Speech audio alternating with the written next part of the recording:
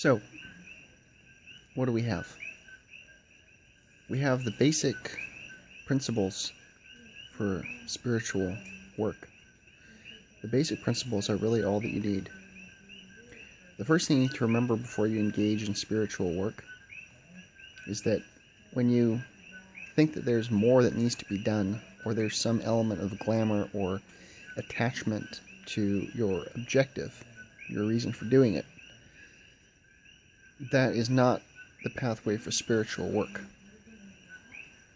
So the first thing that we notice is, what is it that has an attachment to spiritual work? Why do you want to become spiritual, or why do you want to undergo spiritual purification, become enlightened, etc.?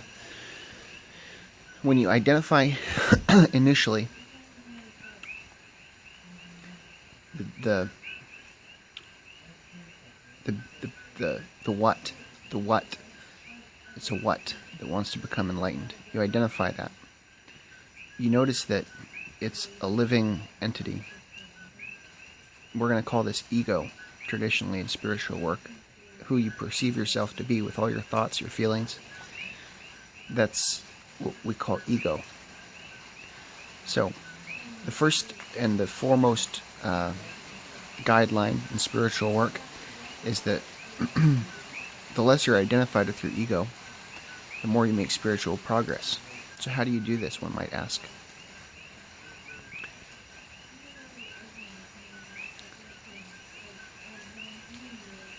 You have to let go of your perceptions and your positionalities. This is in line with the work of Dr. David Hawkins, who's world-renowned, recognized, and who backs up his teaching with a verifiable method of discerning truth from falsehood using kinesiology. So, what we do is we recognize what we have within us. That we have living within our awareness an imposter with preferences, dispositions, projections. This is who you take yourself to be. And in the egoic state, one goes through the world continuously trying to satisfy endless projections, wandering through the world filled with attraction and aversion. So, to undergo spiritual work, the first thing that we do to disassemble the ego is we remove our attention from it. We disidentify from it. We don't try to conquer it. What we do is we accept it and acknowledge it lovingly. When spiritual work is begun in the context of love, forgiveness, we make progress.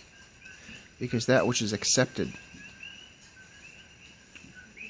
has no power over us. That which we resist lives in our mind, and it controls us. So to break down the perceived, what the ego wants is control. To break that down, we simply become aware at first of our thoughts, our feelings. Slowly we become aware of everything there is to be aware of. There's the awareness of the speaking that's going on right now, the words, the awareness of the space in between the words.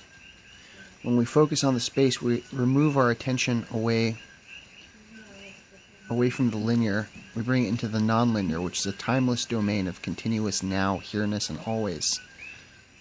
It's the space where everything unfolds. Something cannot be visible, a thought cannot be thought or recognized unless it's against the backdrop of perfect, silent, still awareness, which is who we really are. Recognizing that as a joy. One who does not recognize the joy of the path that they're on, should they choose to be on a spiritual path, is resisting, for this work is joyful.